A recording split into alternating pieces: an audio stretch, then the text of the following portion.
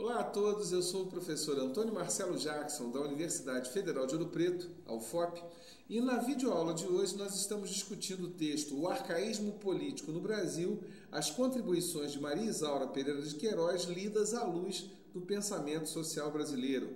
É um texto da Maria José de Rezende e ele foi publicado na Revista de História e Estudos Culturais. Em linhas gerais, eu vou explanar o texto dela, só queria fazer uma observação que na prática aparece logo no início. Tá? A Maria José de Rezende, ela afirma que os textos sobre o estudo sobre oligarquia, no caso brasileiro, esses estudos se iniciam no princípio do século XX. Tá?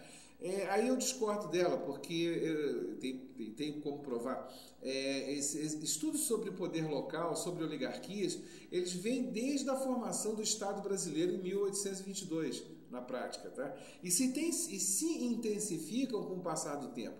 Notadamente no segundo reinado, com autores como Visconde de Uruguai, Tavares Bastos, Joaquim Nabuco, apenas para citar esses três, tá?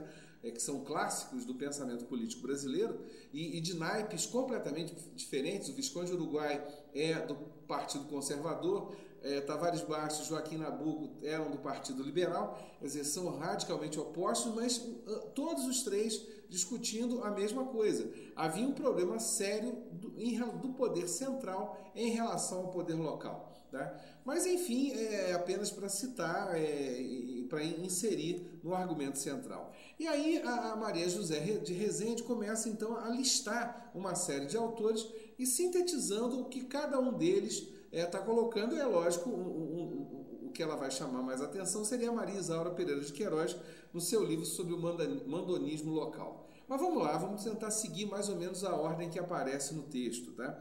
O primeiro autor que a Maria José de Rezende cita é o Silvio Romero. Num livro publicado no princípiozinho, na virada do século XIX para o século XX, da história da literatura, o Silvio Romero ele chama a atenção, dentro do seu entender, da seguinte forma, que as mudanças políticas, econômicas e institucionais no nosso país, elas eram bloqueadas pelos fazendeiros. E, por sua vez, esses fazendeiros, então, eles se transformando em mandões locais, eles se fortaleciam por quê? Porque havia uma massa enorme de pessoas pobres e que se submetia a esses fazendeiros. Tá? É uma leitura claramente econômica de todo o processo, onde você tem uma realidade, segundo Silvio Romero, que se poderia, então, se transformar a partir da mudança econômica. Né? Em último caso, o Romero nós poderíamos inseri-lo numa lista que outros nomes vão aparecer, de pensadores brasileiros que refletiam da seguinte maneira: o nosso país é arcaico, é atrasado na medida em que ele não é industrializado.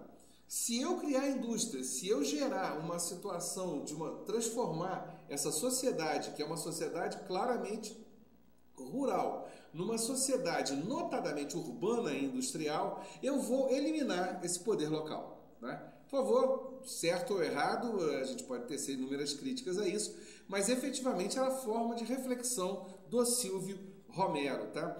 Na sequência do texto da Maria José de Rezende já aparece a Maria Isaura Pereira de Queiroz. Tá?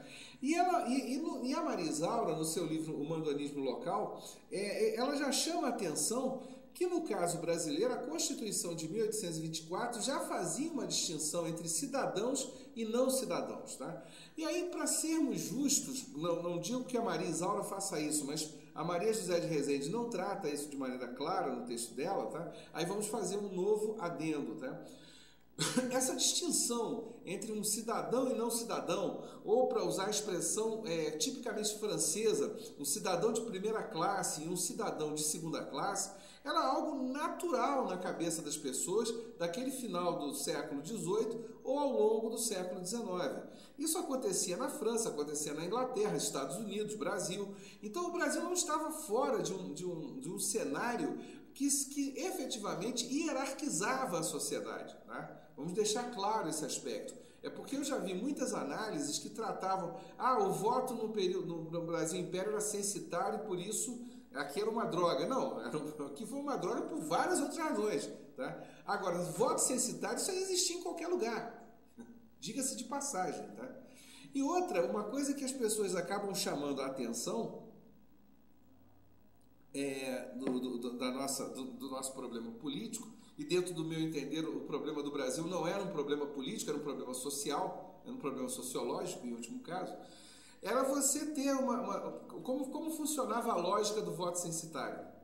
Você tinha um limite de 100 mil réis ano, quer dizer, uma pessoa para ter o direito de votar teria que ter um faturamento anual da ordem de 100 mil réis, tá, por salário, por ganhos diversos, para se candidatar a deputado, né, provincial e tal, ele, que seria o nosso deputado federal hoje em dia, ele teria que ter um ganho de 200 mil réis, né? Para o Senado, essa faixa chegava a 400 mil réis. Muito bem. O que acontece aí? Vamos pensar, falando assim, 100 mil réis, sei lá o que, coitadas, as pessoas não tinham acesso. Não, na verdade, 100 mil réis era um valor relativamente simples de ser atingido. Né? Só que entre nós que ninguém nos ouça, né? Qualquer servidor público, naquele momento, qualquer professor primário, ele ganhava 100 mil réis, muito mais até de 100 mil réis por ano. Tá?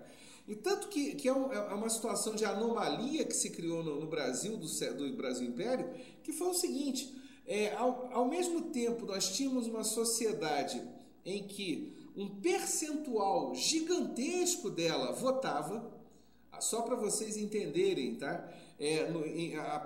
O primeiro censo populacional do Brasil é de 1872. Foi a primeira vez que a população foi contada para valer, uma série de dados foram coletados, etc. Bom, o Império vai acabar em 1889, né?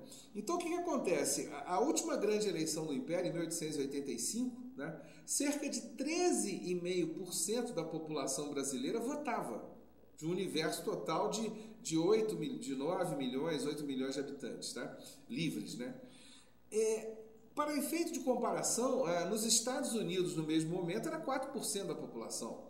A Inglaterra, acho que 3 ou 3,5% da população votava. Quer dizer, então o Brasil, da França, o índice não era muito diferente disso.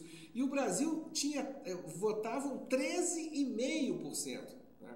Quer dizer, percentualmente falando, o Brasil seria a maior democracia do mundo no século XIX, pensando em termos eleitorais.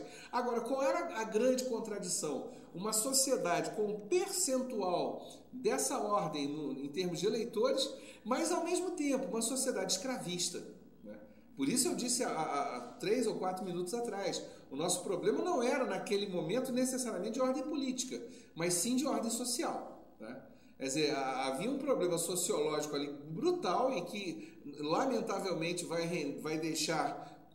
nos deixar heranças tristes, lástimas mesmo, e que nos afetam até hoje, mas isso é uma outra discussão. De qualquer maneira, tá? A Constituição, voltando aí ao texto da Maria José de Rezende, tá? Essa Constituição de 1824, né, a primeira Constituição do Brasil, ela já fazia essa distinção de quem podia votar e quem não podia. Né? E no caso, havia um corte que era econômico.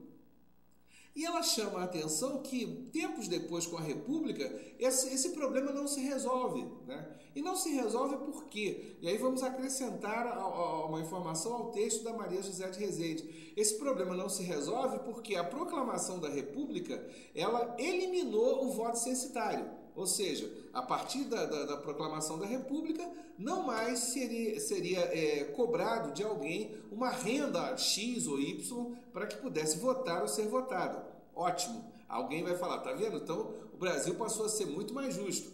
Tá, mas aí ia passar a exigir uma outra coisa. Para você votar e ser votado, você tinha que ser alfabetizado. Né? Vale a informação que no Brasil Império não existia essa cobrança. Analfabeto votava. Né? Bastava ter a renda, sem problema nenhum. Né? A grande discussão, então, é que, com a República, a exigência de que apenas os alfabetizados poderiam votar fez com que aquele percentual de 13,5% caísse para 1,5% da população. Só para vocês terem uma ideia do que a República fez no nosso país, tá? Mas de qualquer maneira a gente pode dizer, pegando o argumento da Maria Isaura, lido no texto da Maria José de Rezende, que a República até intensificou essa exclusão. Ou seja, um número muito maior de pessoas passou a não ter o direito de votar. né?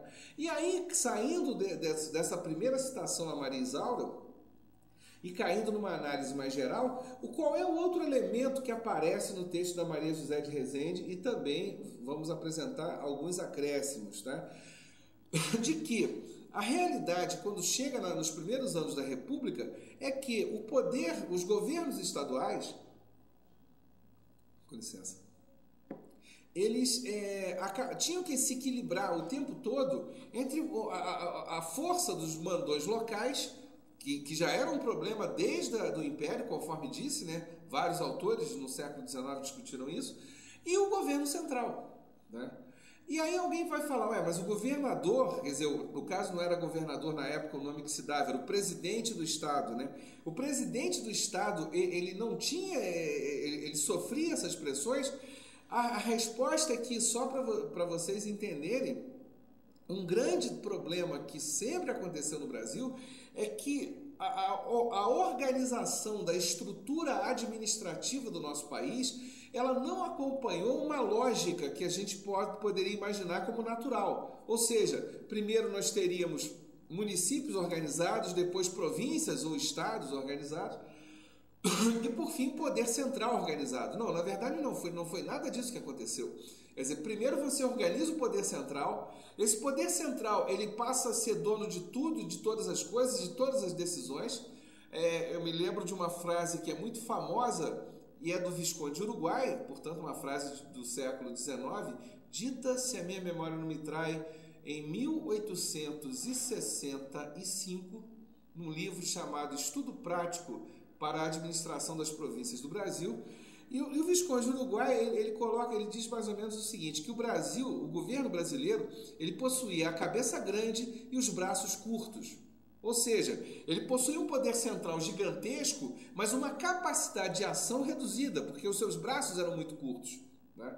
Ora, o que isso significa dizer? Se os braços do poder central são curtos e, ao mesmo tempo, você tem uma estrutura administrativa que, abaixo desse poder central, vem a província, no caso lá do Brasil Império, e mais abaixo o município, não precisa nem dizer que esses dois outros estarão completamente reféns daquilo que acontecer nos seus lugares lá. Ou seja, na medida em que eu tenho pessoas que vão se apropriando dos poderes, se apropriando do prestígio da força político e militar, porque vai acontecer isso, né, nos lugares, essas pessoas acabam determinando o que vai acontecer no município e no próprio estado. Daí, voltando à questão, a fala da Maria José de Rezende, que o governador ele ficava refém entre essas duas coisas, né? Ele não sabia se ele tinha que servir ao poder central ou aceitar as determinações dos mandões locais, tá? Dando continuidade à análise da Maria José de Rezende, ela apresenta os argumentos, dois argumentos, né, ainda que em termos temporais invertidos, do Manuel Bonfim e do José de Alencar, tá? O José de Alencar vem primeiro. E antes que alguém pergunte, o José de Alencar é o José de Alencar que vocês estão imaginando. É o autor de Lucila, é o autor do Guarani, enfim. O José de Alencar, antes de ser um romancista, ele foi um político. E antes de ser um político, ele foi um pensador político no Brasil Império. E tanto o José de Alencar quanto o Manuel Bonfim, eles têm mais ou menos a mesma forma de entendimento. E que forma é essa, tá? No caso do Bonfim, ele primeiro afirma, olha, não há um claro discernimento entre nação e individualidade. Pela falta desse discernimento, de separar aquilo que é individual e aquilo que diz respeito ao país, tá? Acaba que o indivíduo é superior à sociedade, né? E é uma fala que não é muito diferente da fala do José de Alencar, quando ele afirmava que no Brasil os interesses pessoais eram superiores aos interesses nacionais. Bom, aonde isso se encaixa na questão do mandonismo, da questão de um arcaísmo político, tá? Que é esse o tema central do texto da Maria José de Rezende, tá? É simples, na medida em que eu tenho pessoas que agem, tá, de acordo e tão somente a partir de seus interesses privados, tá? Na medida em que eu tenho pessoas que pouco se importam com aquilo que diz respeito à sociedade, que diz respeito ao país, que diz respeito ao geral, bom, então efetivamente é uma política absolutamente medíocre que nós vamos ter, né? Quer dizer, na hora que o sujeito fala, eu vou votar, eu estou defendendo X ou Y por causa do meu interesse particular, porque eu particularmente acredito nisso e dane-se o resto, ora, bolas, é lógico que você tem uma mediocrização, tá, do processo político. As coisas passam a ser absolutamente medíocres, pobres, tá? O país fica completamente comprometido. E, evidentemente, tá, esse mandão local, ele pensava tão somente no seu interesse particular. Tá? Quer dizer, não tem como imaginar um mandão local pensando no Brasil, nas vantagens da nação, no que o país poderia progredir. Não, isso aí não existe.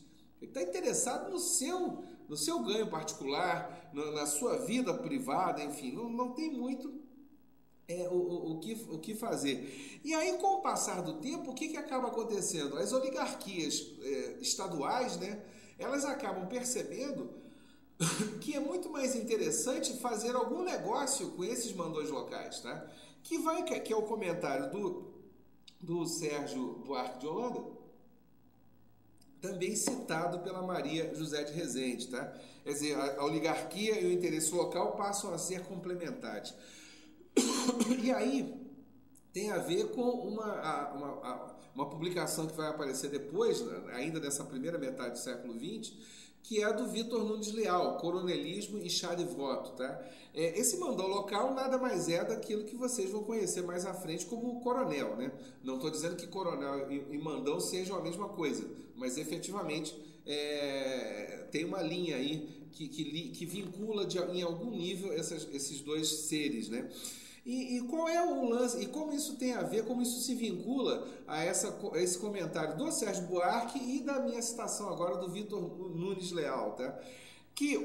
Como é que a oligarquia estadual ela percebe que vale a pena alguma coisa, algum tipo de vínculo, algum tipo de acordo com o mandão local, no caso agora com o coronel, né?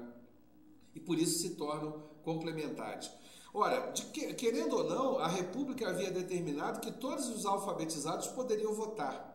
Então, o que acontece? Tá? O coronel, no estudo fantástico, extraordinário do Vitor Nunes Leal, ele demonstra que esse coronel é um sujeito falido, ele não tem poder econômico, tá? Mas ele tem um controle militar e um controle sobre o voto daquelas pessoas daquele lugar. Tá? Então, como é que funciona a lógica? O poder central faz um acordo com a oligarquia estadual, tá?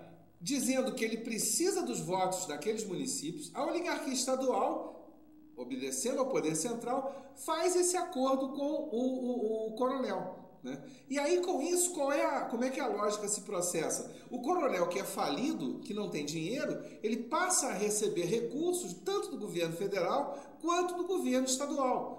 Para quê? Para que ele tenha mais poder, mais estrutura para controlar os eleitores. Né? Ora, esse tipo de questão tá, é colocada e se fortalece tanto que vários autores, e a Maria José de Rezende chega a citar isso, dizendo o seguinte, olha, e aí, notadamente, é a Maria Isaura Pereira de Queiroz que vai afirmar com todas as letras, mas vários vão concordar com isso, que o próprio golpe de 1930, a Revolução de 30, né, quando Getúlio Vargas chega ao poder, muita gente coloca, isso aí foi o momento que as oligarquias perderam. E aí a Maria Isaura chama a atenção, não, o Getúlio só chegou ao poder porque as oligarquias permitiram. Tá? Quando houve uma crise entre oligarquias, a oligarquia de São Paulo foi excluída e as outras se uniram e aí você tem o poder de Getúlio Vargas, chegando ao poder. Tá? Ora, esse quadro todo nos remete a uma questão, e aí já encaminhando para o final do artigo da Maria José de Rezende. Tá? Será que a gente não pode pensar uma série de outros acontecimentos na história do nosso país, como também dentro desse registro, dessa lógica do mandão local, dessa lógica do coronel, dessa lógica de um país que tem, cujas relações políticas são absolutamente arcaicas, ultrapassadas, tá? Não democráticas, portanto, né? Ela cita, por exemplo, o golpe de 1964, a ditadura militar. Até que ponto isso também, os militares também não formavam uma espécie de oligarquia, tá? Também não se prenderam a uma série de outras oligarquias, no caso econômicas, e que facilitaram o golpe. Até que ponto, aí eu pergunto a todos vocês, e apenas para efeito de reflexão, tá? Até que ponto o nosso país hoje, no século XXI, escapou dessas oligarquias, tá?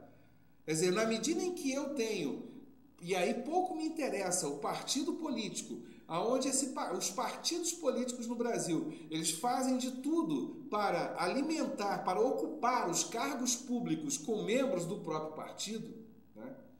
Isso significa que a máquina pública está sendo ocupada por um grupo só, um grupo específico. Será que os partidos políticos hoje no Brasil não são oligarquias? Não são formados por lamentáveis coronéis? É apenas para reflexão e já escapando do texto da Maria José de Rezende. Muito obrigado, gente, e até uma próxima videoaula. Tchau!